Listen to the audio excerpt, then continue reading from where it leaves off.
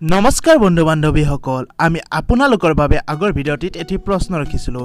প্ৰশ্নটি আছিল এনে ধৰণৰ: যেতিয়া মোৰ বয়স 8 বছৰ আছিল, মোৰ ভাইটিৰ বয়স তেতিয়া মোতকৈ আধা আছিল। মোৰ বয়স এতিয়া 24, তেন্তে মোৰ ভাইটিৰ বয়স এতিয়া কিমান?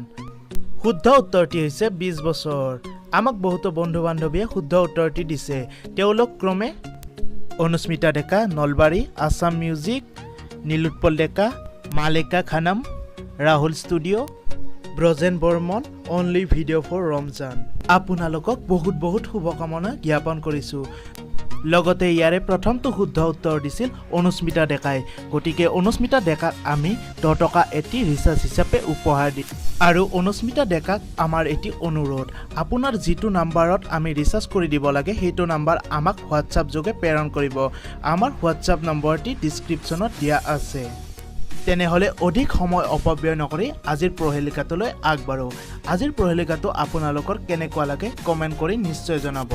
লগতে আমাৰ চেনেলটো ছাবস্ক্ৰাইব কৰিব নাপাহৰিব। পুলিচক কোনোবাই ফোন কৰি মিল্ক ফেক্টৰী গুদামত ডকাইত হোৱাৰ এটা ইনফৰমেশ্যন দিয়ে। পুলিচজনে ঘটনাস্থলীত উপস্থিত হয়।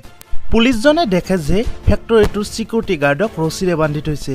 অলপ পাছত ফেক্টৰীৰ মালিক আহি উপস্থিত হয় আৰু পুলিচজনে গাৰ্ডজনৰ ৰছীডাল খুলি সোধে ঘটনাটো কি হৈছিল। তেতিয়া গাৰ্ডজনে কয়, যেতিয়া মই ক'ল্ড ড্ৰিংকছ ঢালি টিভি চাই আছিলোঁ তেতিয়া দুজন ডকাইত সোমাই আহি আৰু মোক মাৰিলে আৰু গোটেইবোৰ লুটি-পুটি লৈ গ'ল।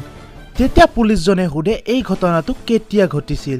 তেতিয়া গাৰ্ডজনে কয় প্ৰায় এঘণ্টামান আগতে। মন্তব্যটি শুনাৰ পাছত পুলিচজনে গাৰ্ডজনক গ্ৰেপ্তাৰ কৰিলে, কাৰণ গাৰ্ডজনে ডকাইতৰ লগত জড়িত আছিল। এতিয়া আপোনালোকে ক'ব লাগে, পুলিচজনে কেনেকৈ গম পালে যে গাৰ্ডজনে ডকাইতৰ লগত জড়িত আছে? উত্তৰটি দিয়াৰ বাবে আপোনালোকৰ হাতত 10 ছেকেণ্ড সময় আছে।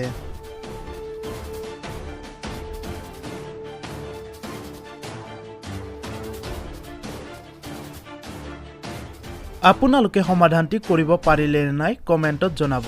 আহকচোন উত্তৰটি চাওঁ। যদি গাৰ্ডজনক এঘণ্টা আগতে ৰছীৰে বান্ধি থৈছিল, তেনেহ'লে গাৰ্ডজনে এঘণ্টা আগতে ক'ল্ড ড্ৰিংকছ ঢালিছিল।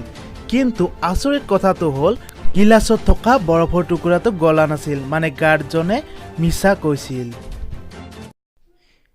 এতিয়া আপোনালোকৰ বাবে এটি মেথছ পাজেলছ।